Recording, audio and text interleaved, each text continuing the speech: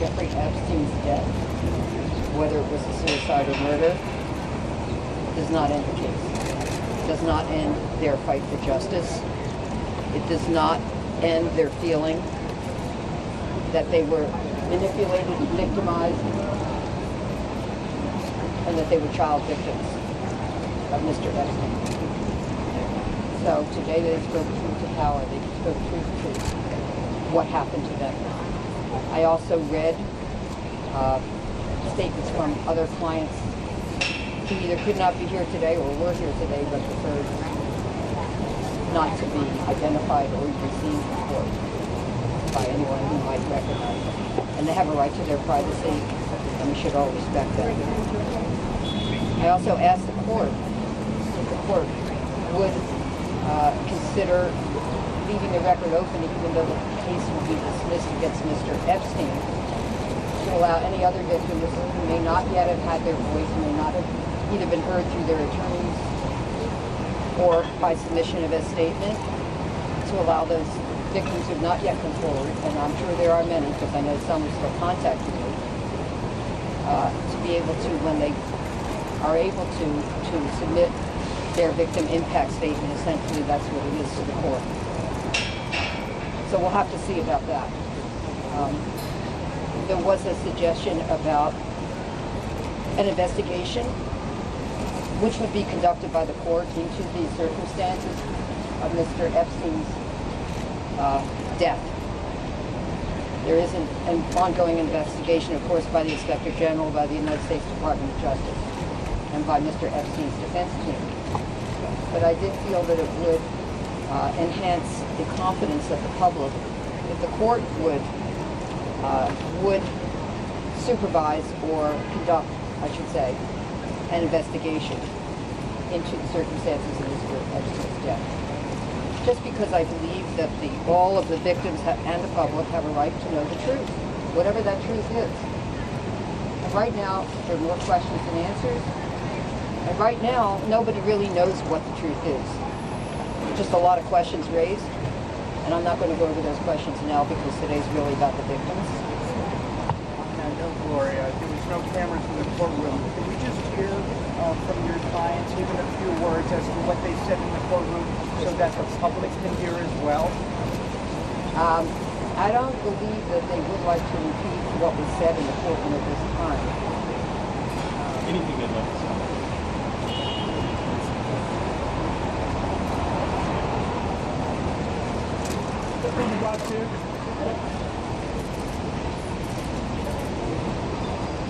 Thank you. Can you just repeat a little bit of what you said in court? All I'm going to say is today is a day of power and strength. Well, what's it been like to meet other victims? That's all. Thank you. Gloria, if you file a lawsuit against the state. Oh, definitely, we will be filing lawsuits. The changes to his will and the trust affect the lawsuits? We're going to work through these, what some people might call the legal technicalities, which turn out to be extremely important. But we will be filing against the state. We will be filing in New York. And we are going to take appropriate action.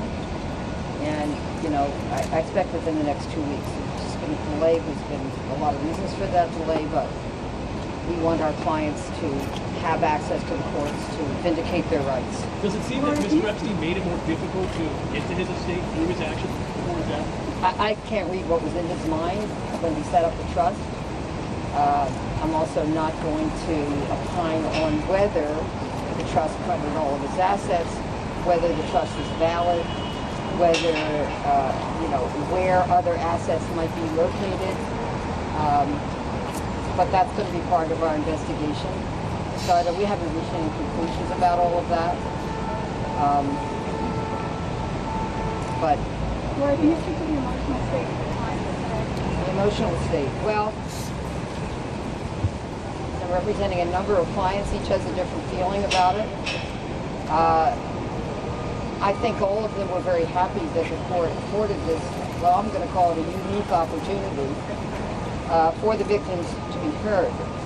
Usually there's a victim impact statement after there's a prosecution, after there's a conviction, either by way of plea or by way of a judgment in a court of law. Here, the prosecution was aborted because of the defendants becoming deceased. So it was wonderful as far as they were concerned to have this opportunity to be heard. I just received an invitation from the court late last week, and I was just amazed because I've never received that. So it's interesting practice to please come to New York and bring any clients that you represent who are victims of Mr. Epstein who would like to be heard. And that would be whether or not any victim who wants to have their voice today. So of course, some came, not all could come that I represent because some had to be elsewhere. It was short notice, but that was great. We were so happy that they had that opportunity. Can you talk about other co-conspirators being held? Yeah, I talked to the United States Attorney for the Southern District of New York today, Mr. Burley, and I did emphasize to him when I spoke to him in the courtroom that I was very concerned that obviously that there was mention of the co-conspirators in the original indictment of Mr. Epstein. In the event that this is dismissed, the prosecution's motion is dismissed, this case is granted, obviously it was going to be, what was going to happen to that? And are they really going to continue the investigation? I know they're continuing it because some of my clients have spoken to law enforcement, others are planning to. I haven't had the opportunity yet, but we have dates where they're going to do that. So he assured me that this is a serious investigation. It's going to continue, and it is always possible. It is possible that there will be another indictment. If, as, and when, that's not a quote, but I'm summarizing what he said, if, as, and when there's sufficient evidence for there to be an indictment. So I do feel that the United States attorneys, at least the ones we've been working with, are very serious. I mean, they're working all the time. They're working on the weekends, they're contacting me, calling me, and I'm contacting them and emailing, and nights, holidays, they're working it. I just for the Gloria, record, the client who just spoke, what's her name? For the record, how many of Mr. Epstein's victims did you represent? Well, I'm only going to talk about the ones that I read the statement for today. So today, there were 5 altogether statements. Alan Dershowitz. Were heard. They were my clients. But then there's some. Gloria, there were more than that. The client who just spoke, what was her name? I think, did you say Jane Doe or did you?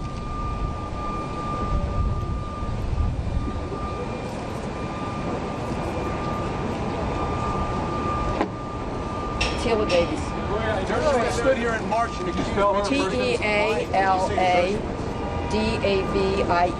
Thank you. I noticed that there's another accuser victim.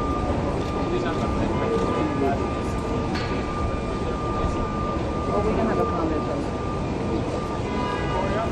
Alan Dershowitz accused many of the victims of lying right here in March. What do you say to Alan Dershowitz? Well, I certainly know Alan Dershowitz. I think he's an exceptional defense attorney. I would challenge him to meet with any of my clients who would be willing to meet with him, and if he's willing to meet with them, and hear from them face to face, look in their eyes, and then he can make his judgment based on evidence, because I know Alan cares a lot about evidence and credibility, and I would invite him to do that if he's so inclined.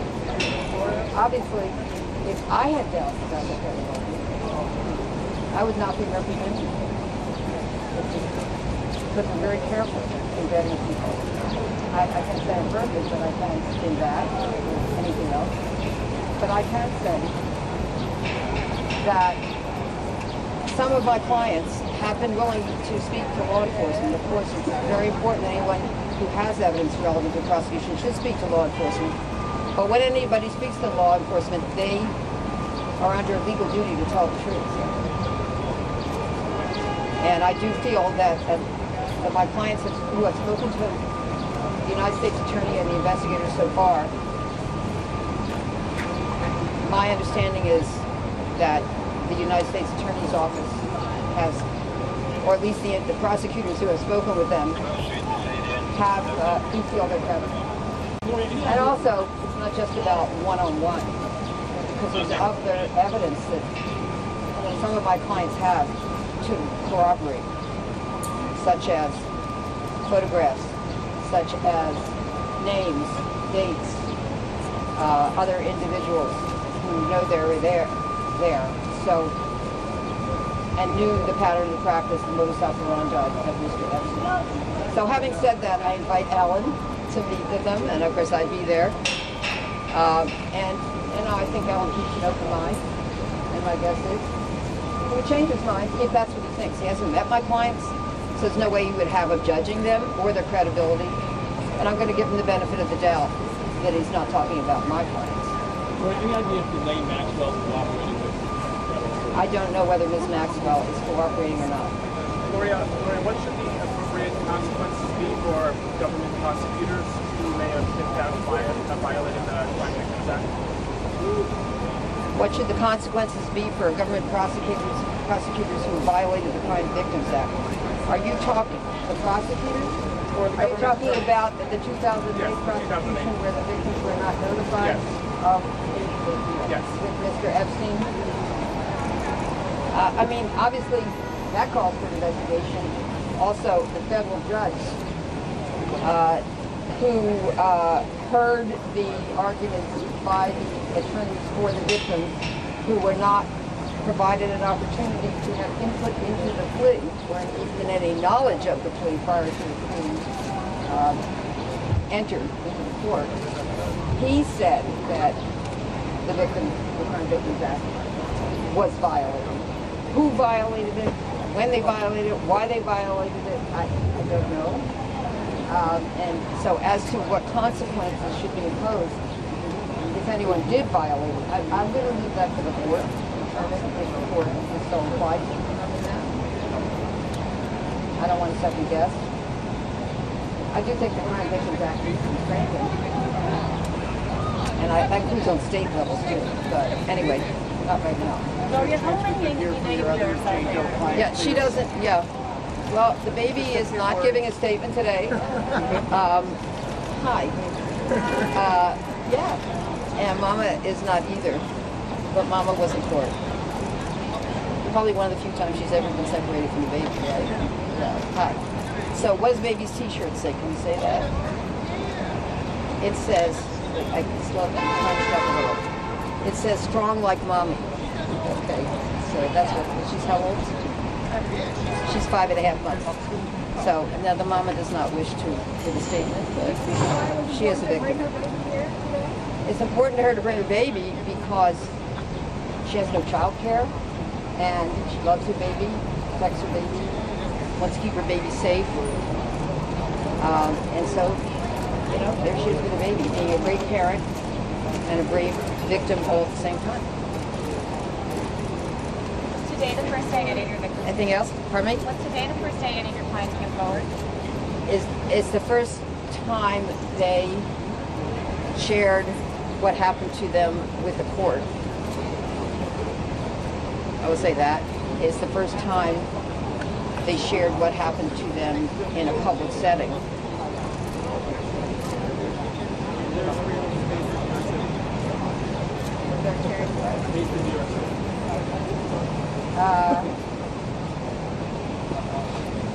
I'm thinking all of the clients I represent come under one understanding with me. I'd rather not say.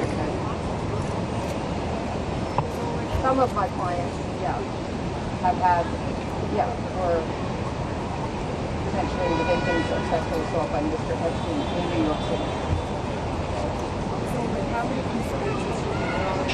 How many conspiracies in case? I don't know. But I'm confident that when in the original indictment, the indictment of Mr. Epstein in New York, that when the prosecutor, when the United States attorney said that there were co-conspirators, that he must have had evidence sufficient to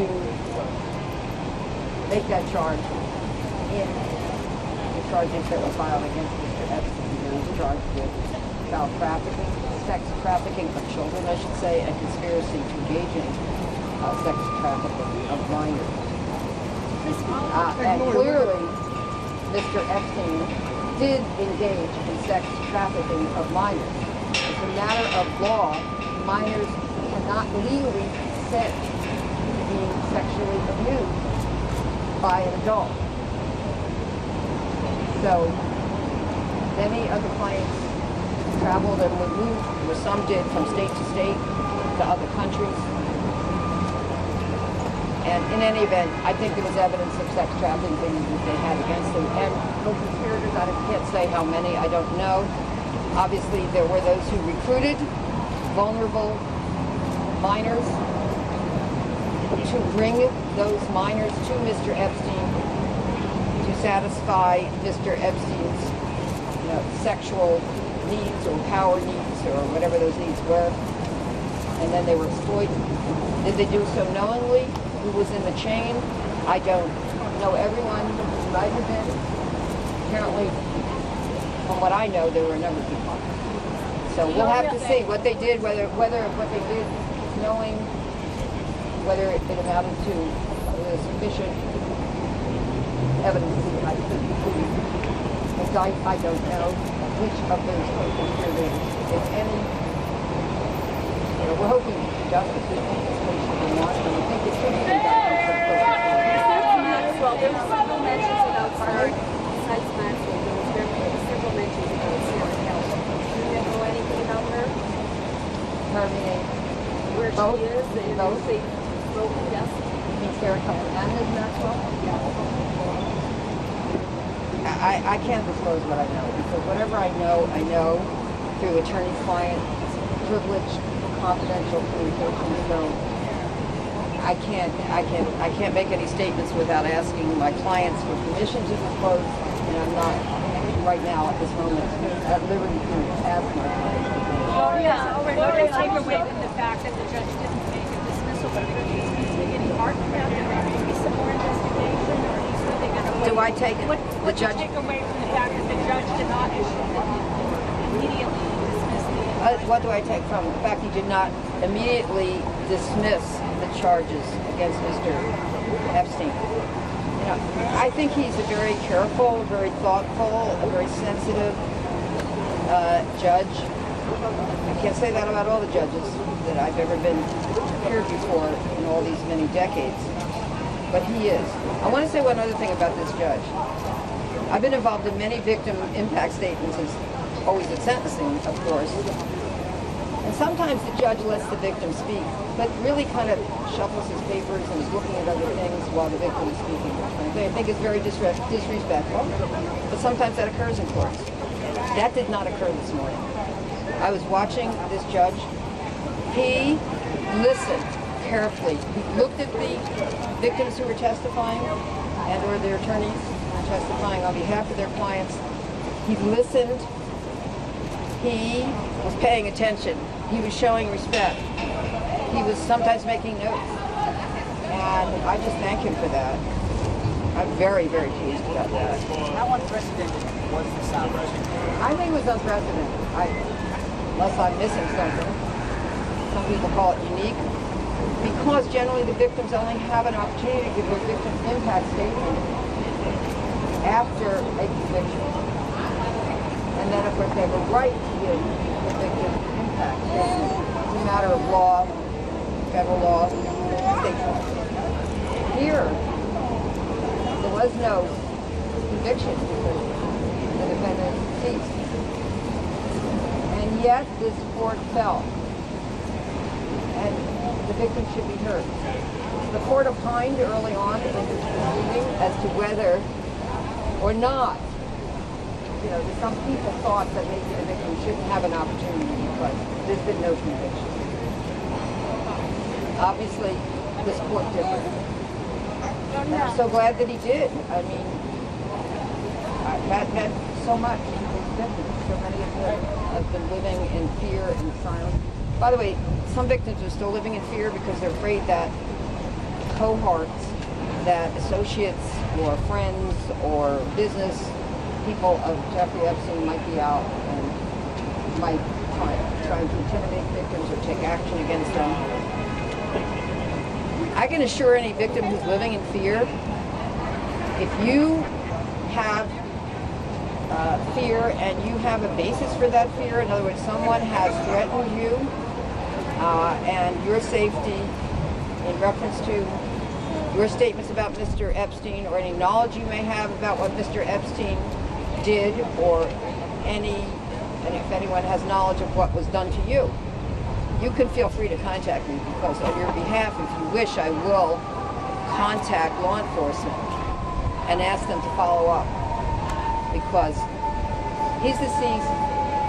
You should not have to live in fear or be intimidated. There is an investigation ongoing.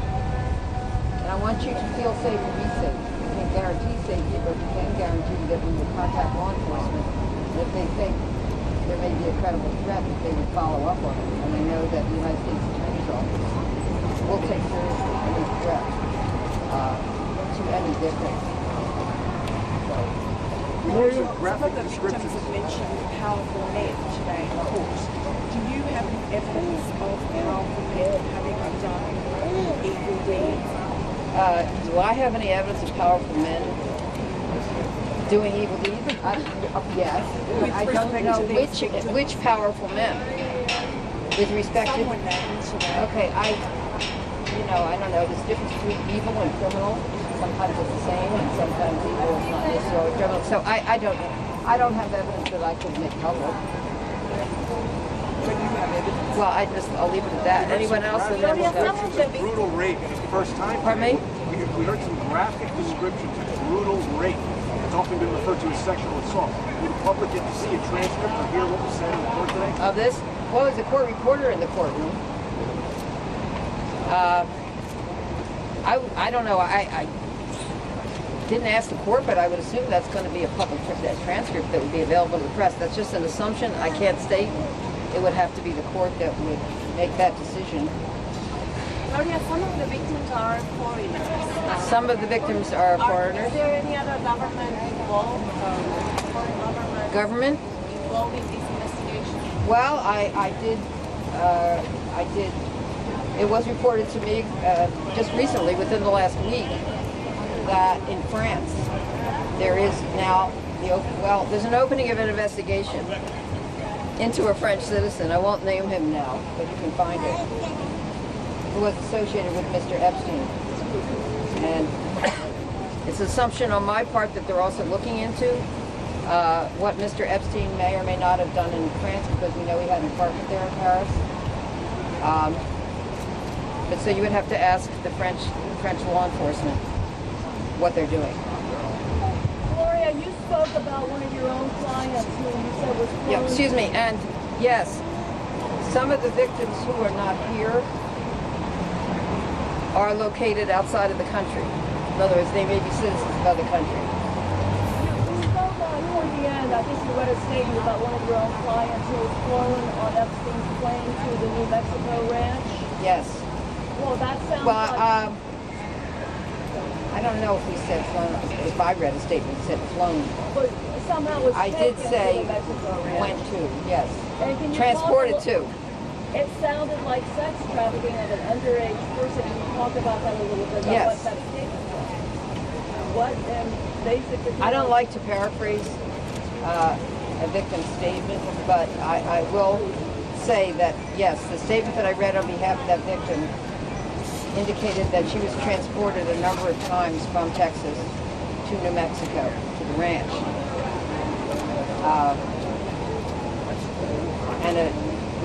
Ostensibly to play the violin, to get paid for that. That's not, of course, what happened. And she was a minor. And she was very, very traumatized by what happened to her. I take very seriously child sex trafficking, and I'm very glad that there is an investigation into this and a prosecution. Because children are the most vulnerable. Gloria, in all the years you practice, have you ever seen a ring this big, a system of what? Have I seen a ring this big? I don't know how many people are involved in this ring. I know that there are allegations of sex trafficking of minors in the R. Kelly case, and I do represent a number of accusers of R. Kelly.